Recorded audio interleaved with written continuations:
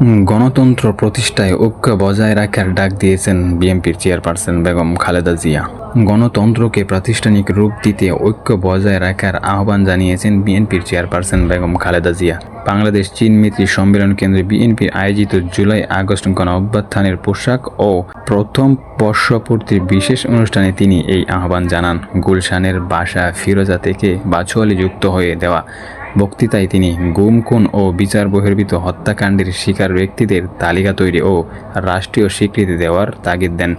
পাশাপাশি আন্দোলনে নিহতদের পরিবারের সম্মানজনক পুনর্বাসন ও নিরাপদ ভবিষ্যৎ নিশ্চিত করার উপরও গুরুত্ব আরোপ করেন।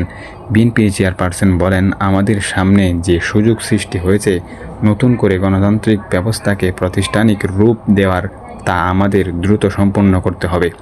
কর্মস্থান সৃষ্টি করতে হবে, জনগণের নিরাপত্তা নিশ্চিত করতে হবে, সর্বোপরি বাংলাদেশ স্বাধীনতা সার্বভৌমত্বকে রক্ষা করতে হবে। যে কোনো মূল্যে বীরের এই রক্তস্রোত মায়ের অস্ত্র দ্বারা যেন বৃথা না যায় তা নিশ্চিত করতে হবে। ঐক্য বজায় রাখতে হবে। আসুন আমরা সবাই মিলে শহীদ জিয়ার স্বপ্নকে বাস্তবায়িত করি কোটি মানুষের নতুন বাংলাদেশের নির্মাণের স্বপ্নকে।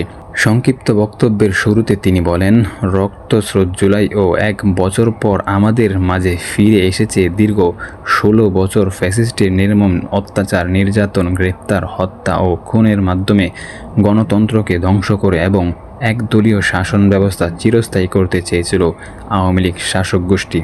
ছাত্র জনতার সম্মিলিত অভ্যুত্থানের মধ্য দিয়ে ফ্যাসিবাদের পতন ঘটেছে, সুযোগ সৃষ্টি হয়েছে নতুন করে বাংলাদেশকে গড়ার।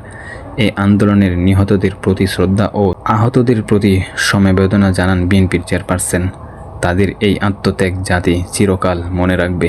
গুম, খুন, বিচার বহির্ভূত হত্যার শিকার যারা হয়েছে তাদের তালিকা প্রস্তুত করতে হবে, দ্রুত বিচারের ব্যবস্থা করতে হবে এবং রাষ্ট্রীয় স্বীকৃতি নিশ্চিত করতে হবে। প্রতিটি পরিবারের সম্মান এবং তাদের পুনর্বাসন এবং তাদের নিরাপদ ভবিষ্যৎ নিশ্চিত করতে হবে। এই ছিল নিউজ আপডেট। নিত্য নতুন নিউজ আপডেট পেতে চ্যানেলটি সাবস্ক্রাইব করে পাশে থাকা বেল আইকনটি অন করে দিন। সবাই ভালো থাকুন, সুস্থ থাকুন। আল্লাহ হাফেজ।